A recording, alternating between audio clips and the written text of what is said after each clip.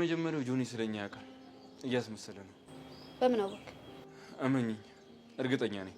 እሺ አመንኩክ። ሁለተኛውስ? ሁለተኛው ደግሞ ሁሌም ቢሆን ጫማሽን ማሰራትሽ።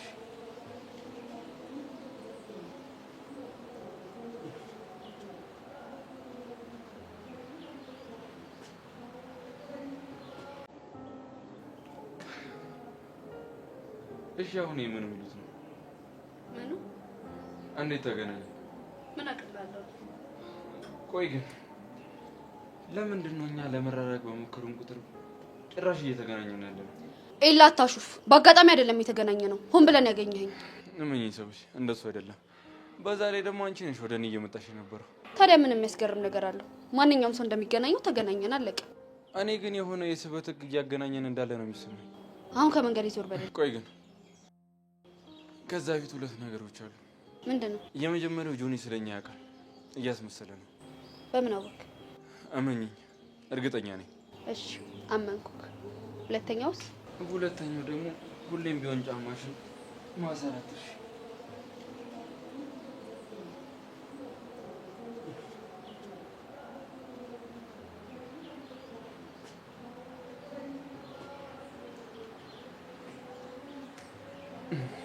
በቃ ከዚህ በላይ ከቆየ ሌላ ነገር ይፈጠራል።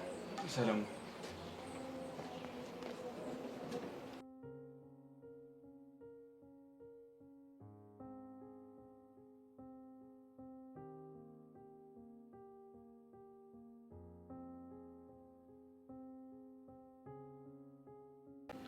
እኔ ከሞትኩ ሰርዶ ይብቀል አይደል ያለችው? እኔ ከኤላም መለያይ ከሆነ ለኤላም ለሰብለም እርስ በርስ ያላቸውን ፍቅር ነግሬያቸው ኩራታቸውን ትታ አንድ ላይ እንዲሆኑ ነው ማደርጋቸው። ስሚ መሞት ካማረሽ አድርጊው።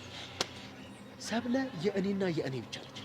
እሷን ከኔ ሊነጥቅም ሆነ ሊያስነጥቅ የሞከረን እንዳለ አጣፈዋለሁ። ልቀቀኝ በእናትህ እመነኝ። አርፈ ማትቀመጥ ከሆነ አድርጌው አሳይሃለሁ። ደግሞ መጥቼ ያወራሁት ጓደኛታችንን ብዬ ነው። እሺ የማይቋረጥ ጦርነት እየጀመርሽ ነው።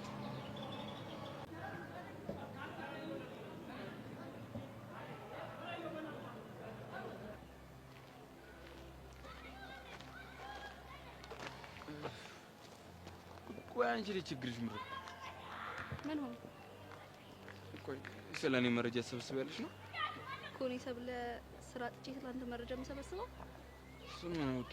እኔ አንቺ ላለማየት ነበረ በዚህ እየመጣ የነበረው። አንቺ ግን አሁንም መንገድ ዘግተሽ ጠበቅሽኝ። ምን እንደሚያስገርመኝ ግን ልንገርክ። ባትነግሪኝም አውቀዋለሁ። እሺ የኔ ሁሉን አውቃ እስኪ ንገረኝ ምንድነው? እዚህ ጋር ማስተካከያ። እኔ አንቺ አይደለሁም። ብትሳሌ ነው ያተው ነው። አልነገርኩሽም እኮ ምን እንደሚያስገርምሽ። እሺ ቀጥል። የሚያስገርምሽ እንግዲህ ውበቴ፣ ግርማ ሞገሴ እና ደግሞ ባንዴ ልብሽን መቆጣጠር መቻሌ እነሱ ያስገርሙሻል።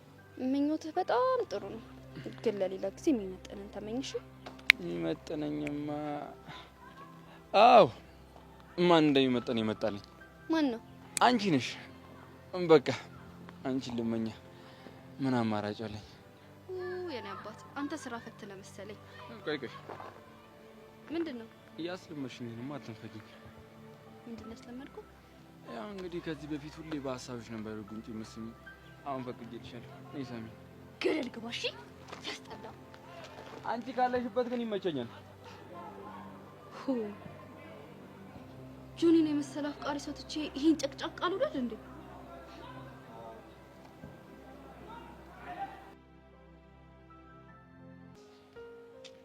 የኔ ፍቅር አረፍ። ምን ሆነሃል? ያቺ ሰብለን ቻን ያስከፋችህ? እሷ ምንም አላደረገችም። አንቺ ነሽ። እኔ ምን አደረኩኝ? ዋሽተሽኝ። ምን ብዬ ነው የምዋሽ? እስከማውቀው ድረስ እኔ ምንም የዋሸው ውሸት የለም። ረፊ አሁንም እየዋሸሽ ላንቺ ያለኝ ነገር እንዲጠፋ አታርጊ። ቆይ ምን ብለውክ ነው? ጆናይቱ እንደነገረሽ ነበር የነገርሽኝ። እሱ ግን ምንም አላየም። ቆይ ምን አስበሽ ነው እየዋሸሽኝ ያለሽው? እውነቴን ነው። እሱ ራሱ ነው መጥቶ የነገረኝ። ውሸት በቃሽ። ለሰብ ሌዱ እንዳላየ ነግሯታል ወይስ ደግሞ አንድ ላይ ያሰባችሁ ሴራ አለ? እምልልካለሁ። እሱ ነው መጥቶ የነገረኝ። ከጎንህ ነኝ ስትይኝ አምኜሽ ነበር። አንቺ ግን የድሮ ጓደኛሽ መረጥሽ። ቆይ አሁንም ከጆኒ ጋር ናችሁ እንዴ? ይኸውልህ ነገሩ እሱን ቀስ ብለን የምንደርስበት ይሆናል። እኔ ሁሌም ካንተ ጎን ነኝ። አንተን የሚጎዳ ነገር መቼም አላደርግም። አንቺ ጆኒ እኔ ነገረኝ ስላልሽ ሰብለ የሚያውቅ መስሏት ሄዳው ነግራው ነበር። ከዛ በኋላ ተጋጩ። ሰብለ ባንቺ ምን ስታለቅስ ነበር። አሃ እሷ ማዘኗ ነው እንዲያስጨነቀክ? ለምን አልጨነቅም? እሷ እዚህ ነገር ውስጥ የገባችው ባንቺ ስህተትና በእኔ ምክንያት ነው።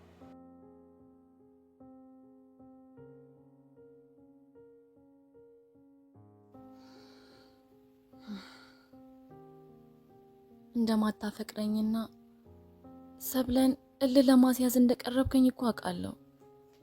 ግን በቃ አንድ ቀን የኔ ትሆናለህ ብዬ ነው ሁሉንም እያወቅኩ እንዳላወቅኩ የሆንኩት።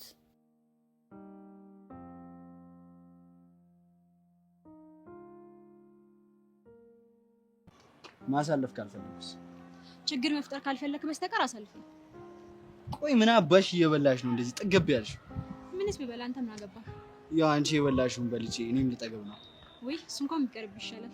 ደግሞ አንዱ ጥጋብ እንዳያስተነፍስልህ። አቅመ ቢስ ነው ምናምን እያልሽ ነው? ወይ ነህ እንዴ? እንደዛ እንኳን አላልኩም ነበር። ለፈስፈስ ከሆንክ ግን ጥጋቡ ቢቀርብ ነው ይሻላል። ትሰሚኛለሽ? እኔ ካሌብን ማንም ሴት እንዳንቺ ንቃኝ አታውቅም። የመጀመሪያ ነኝ ማለት ነው። በዚህ ከቀጠልክ ደግሞ ከቀጠልኩ ምን? የመጀመሪያ ደብዳቤ እኔ ነኝ የምሆነው። አንቺ ሜላት ነሽ እኔን መደበድብኝ? አላወቅሽኝ። አሳይሻለሁ። እሺ ምንድነው? አሳልፊኝ። ማሳለፍ ካልፈለኩስ? ወይኔ ካሌብ አሳይሻለሁ ብለህ ካልዛትክም ያው አሳየኛ። ቆይ ስታይኝ ሞኝ መስልሻለሁ? ትምህርት ቤት ግቢ ውስጥ እመታሽ እንዴ? አሳይሻለሁ ያልከው ልትመታኝ ነው እንዴ? ወይኔ ጉዴ ፈራው አንተ። በቃ ሙዲያሽ። ለማንኛውም ትምህርት ቤት ስለሆነ ነው ምንም ያላደረክ። ባይሆንማ አሳይሽ ነበር። እንደዛ ከሆነ ጥሩ። ከትምህርት ቤት ስንወጣ በር ላይ ጠብቅካለሁ። የዛኔ ታሰማኝ። እሺ ምን አይነቱ አብድ ነሽ በእናታችሁ?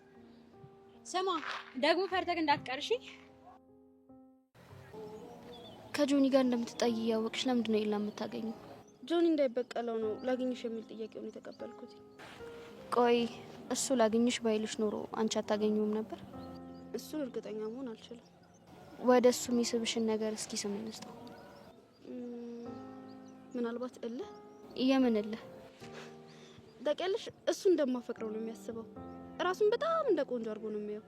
ያ ነገር ደግሞ እኔን ያናድደኛል። ሰብሊ አለማግኘትና ሁሉንም ነገር እንዳልተፈጠረ መርሳት ትችያለሽ። እኔ እሱን ሳይሆን የምፈልገው ከጎን ሆኜ ለሱ ምንም አይነት ስሜት እንደሌለኝ ማሳየት ነው የምፈልገው። እውነታው ግን እሱን አያሳይም። በጭንቀት ውስጥ ሆነሽ እንኳን እሱን እያገኘሽው ነው። መሲ እያስጨነቅሽ ነው። በቃ ወሬን ቀይር። ሰብሊ እኔ ደስተኛ እንድትሆኚ ነው የምፈልገው። ደስታሽ ደግሞ ያለው ኤልያስ ጋር ነው። አንቺ ጆኒ ስለማትወጂ ነው እንደዚህ ብለሽ የምታስቢው። ሰብሊ እምረዳሽ ነገር ካለ አለው። እሺ ኤልያስ ላንቺ ያለውንም ስሜት ማወቅ ከፈለግሽ እኔ ልረዳሽ ይችላል። የሱን ስሜት ማወቅ ምን ያደርግልኛል? ከፈለገ ገደል መግባት ይችላል። አሁን የምፈልገው ከጆኒ ጋር መታረቅ ብቻ ነው። እሱንም ቢሆን እኔ ላደርግልሽ እችላለሁ፣ ግን ትንሽ ታገሽኝ። እሺ ምን አማራጭ አለኝ? አማራጭ እንኳን አለሽ። እንዴት? ጆኒ ፍቅረኛ ስለሆነ ማጣት አትፈልጊም። ኤላንም ደግሞ ስለምታፈቅሪኝ ማጣት አትፈልጊም። አንቺ ያምሻል እንዲያሳምኝም ኤላና ማይችል እያወቅኩ እንኳን አፈቅረዋለሁ። አንቺም የሱን ምላሽ ሳትጠብቂ ጆኒን ማፍቀር አለብሽ። ቆይ እንዴት ሳላፈቅረው አብሬው ሊሆን ይችላል? መጀመሪያማ አፍቅረሽው ነበር አብረሽው ሆነሽው። አሁን ግን ውስጥሽ ያለው ስሜት እኔ እንደዛ አይመስለኝም። መሲ ጥያቄሽ ወዴት እያመራ እንደሆነ የገባኝ መሰለኝ። ከገባሽ ጥሩ። ዳርዳር ማለቴን ትቼ በቀጥታ ልጠይቅሽ። ለኤላ ያለሽ ስሜት ምንድነው? ያው እንደማንም ጓደኛሞች። የምሬላ ጓደኛሽ ነው? ቆይ ከመቼ ጀምሮ? መሲ በጣም እያስጨነቅሽኝ ነው። እኔ ትክክለኛ ስሜትሽን እንድታውቂ እየረዳሁሽ ነው። እኔም ትክክለኛ ስሜቴን እየነገርኩሽ ነው። እንኳን ለኔ ለራስሽም ትክክለኛ ስሜትሽን አትነግሪኝ። ቆይ መሲ ዛሬ ደግሞ ምን አግኝተሽ ነው እንደ ፖሊስ የምትጠይቂኝ? እሺ በቃ አላስጨነቅሽ። ሰላም ሰላም ውዴ ቻናሌ ቤተሰቦች እንዴት ናችሁልኝ? እንኳን ወደ እኔ ቻናል በሰላም መጣችሁ። እንዴት ናችሁልኝ? አፍላ ፍቅር በአፍላ ፍቅር የሰብለና የኤላ ፍቅር እንግዲህ አሁን ላይ ሰብለና ጆኒ ተጣልተዋል። ጆኒ በማስመሰል ያየውን ነገር እንዳላየ አስመስሎ እንግዲህ ሰብለ ሲጨንቃት እውነቱን ተናግራ ነበረ። በዛ የተነሳ ጸብ ውስጥ ገብተዋል። በእርግጥ እሱ ነገሩን እንዳላወቀ አስመስሎ እሷ ከዚህ በኋላ ሌላ ጥፋት እንዳታጠፋ ለማስፈራራት የተጠቀመበት ነገር ይመስለኛል። ነገሩን እያወቀ ምንም ሳይናደድ ግን የተናደደ እያስመሰለ ይገኛል። እሷን በመንከባከብና ሕሊናዋ እንዲወቅሳት እሱ ለእኔ ጥሩ ሆኖልኝ እኔ ግን እንዴት ዋሸዋለሁ? እንዴት መገናኘቴን ከኤላ ጋራ ዝም እላለሁ ብላ ተጨንቃ እውነቱን እንድትናገር ካደረጋት በኋላ አሁን ላይ እሷ አኩራፊ ሆኖ ዓይንሽን ላፈር ብሎ ከእሷ አርቋል። ነገር ግን በዚህ የተነሳ እንግዲህ ለዚህ ነገር ዋና ተጠያቂዋ አለም ናት ማለት ነው። አለም አሁን ላይ ከጆኒ ጋራ ትልቅ ጦርነት ገብታለች። ምክንያቱም የአለም የተናገረችው ንግግር ነው እንግዲህ ጆኒ እያስመሰለበት የነበረውን ነገር ከመጀመሪያውኑ እንዳላይ እያስመስሎ በሌላ ሰው ቢነግራት ጥሩ ነበረ። እሱ ግን ራሱ አይቶ ራሱ አለምን ሂጅና ለያያቸው አብረው ናቸው በማለት ከተናገረ በኋላ እሷ ጋር ሲሄድ በጣም ተናዶ እንዳልሄደ ሁሉ ነገር ግን በዛው ቅጽበት ደግሞ ኤላንና ሰብለን በማግኘት ተገናኝታችሁ ነበረው የሚል ጥያቄ ሲጠይቃቸው ነበረ። እንደምታውቁት ኤላ ነገሮችን በጣም ተጠራጣሪና እንዴት አድርጎ እውነታው ላይ መድረስ እንዳለበት የሚያውቅ ልጅ ነው። በጣም ልክ እንደ ፖሊስ በሉት በቃ ነገሮችን መርምሮ በራሱ ጊዜ ነው የሚደርስባቸውና እንግዲህ ጆኒ እንደዛ ብሎ ሲጠይቀውና አለም ደግሞ በመሀል ሄዳ ሁለቱን በአንድ ላይ ስላገኘቻቸው ቀጥታ አለም ጋር ነበር ሄደው ተገናኝታችኋለሁ የሚል ጥያቄ ነበር ጆኒ የጠየቀው፣ ሌላ ነገር አልጠየቀውም። ኤላ ግን ተጠራጣሪ ስለሆነ የሆነ ነገር እንዳለ ስለገባው አለምን ነበር ያገኛት። አለምን ታዲያ እንግዲህ እንዴት ለጆኒ ትነግሪዋለሽ ሂደሽ ነው ያላት። እንግዲህ ተገናኝታችኋን አይቻችኋለሁ አለም ነገረችኝ አላለም። ነገር ግን ሆም ብሎ ልጅቷን ሊያውጣጣት ስለፈለገ ነው፣ የተፈጠረውን ነገር ለማወቅ ስለፈለገ ለምንድን ነው ወስደሽ ወሬ ለጥላት የምታቀብዩ በጆኒና በእኔ መካከል ያለውን ነገር እያወቅሽ ብሏት ነበር። አለምም እሱ እንደነገራት ጭራሽ መጀመሪያ ላይ ኤላ የሚያውቀው በቃ አለም እንዳየቻቸው ብቻ ነበረ እና እንግዲህ ነገሩን ለማጣራት ሆን ብሎ እንዴት ትነግሪዋለሽ ብሎ ሲላት እሷ ግን ጭራሽ ሌላ ችግር ወይም ደግሞ ሌላ ጉድ ነው የተናገረችው። እሱ ራሱ እንዳያቸውና እሱ ወደ እነሱ እንደላካት ትነግረዋለች። ታዲያ እንግዲህ ነገር ነው አለምና ኤላን አሁን ላይ ሊያጣላቸው የሚችለውና አለምም ደግሞ ከጆኒ ጋር ሌላ ጦርነት ውስጥ የምትገባው አሁን ላይ እንግዲህ ነገሮች በተለይ ደግሞ ካሌብ ነገሩን ሁሉ እያጋጋለ በመካከላቸው እርስ በርስ ጦርነት ወይም ደግሞ ድብድብ እንዲኖር እየገፋፋቸው ይገኛል። እንደምታውቁት ካሌብ የጆኒ ምንድን ነው ጓደኛ እንለው እንግዲህ አሽቃባጭን በለው ልክ ወሬዎችን ማመላለስ አይነት ስራ ነው። የጓደኛም ስራ አይደለም የሚሰራው። ጆኒን ይወደዋል ብዬ በፍጹም አላምንም። ምክንያቱም አሁን ላይ እያደረገ ያለው ነገር ብጥብጥ እንዲነሳ ጆኒና ኤላ እንዲሁም ደግሞ ናታን በመካከላቸው እንዲደባደቡ ይፈልጋል፣ ወይም ደግሞ ጆኒም እንዲጎዳ ይፈልጋል መሰለኝ። ምክንያቱም ብዙ ጊዜ ነገሮችን እንደሚደብቀው ደርሶበታል። እንደ ጓደኛ እሱ ቀርቦት፣ ነገር ግን ጆኒ ብዙ ነገሮችን እየደበቀው ነው። በዛ ላይ እጁን ሰብሮታል ለሰብለ ብሎ ሰብለንን በድብቅ እየተከታተላት ይገኛል። ምን እያደረገች እንደሆነ እየተከታተለ ነው። አሁን ላይ ስለ ጆኒ ራሱ አይጨነቅም፣ ግን ጓደኛ መስሎ ጆኒን ራሱ መበቀል ይፈልጋል።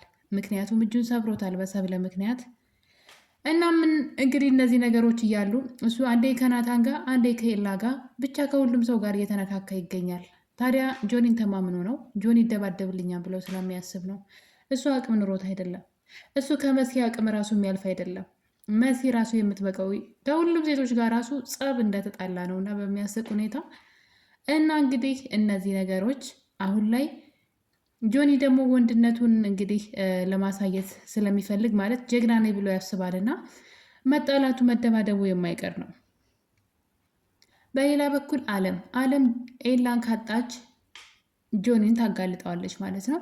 እስከዛሬ ድረስ እንግዲህ የጆኒ ሚስጥረኛ ናት። ሌላው ቀርቶ ጆኒ ስለ እሷ የሚያውቀው ሚስጥር አለ። እሱም ደግሞ ደብዳቤውን ጽፋ በመሲ ስም ማለት ነው ለቲቸር ሽሜ ያስቀመጠችው እሷ እንደሆነች ይህ ነገር ጆኒ ያውቃል። ሌላውም ደግሞ እንግዲህ በመሲ ስልክ ሲሟን በማውጣት እሷ ስልክ ላይ አድርጋ ለቲቸር በቃሉ ሜሴጅ ያስቀመጠችው ማለት ነው፣ ቴክስት የላከችው እሷ እንደሆነች ለጆኒ ነግረዋለች። ይህን ነገር ጆኒ ሲያጣራ የነበረው ስለ መሲ ተጨንቆ ሳይሆን ወሬው አጓጉቶትም አይደለም። ነገር ግን አለምን መጠቀሚያ ማድረግ ስለሚፈልግ መረጃ ሊይዝባት ነበረ እና ይህን ነገር እንድትናገረች ጠይቃት አዎ ብላ እንግዲህ ሚስጥረኛዬ ነው ብላ ነግረዋለች።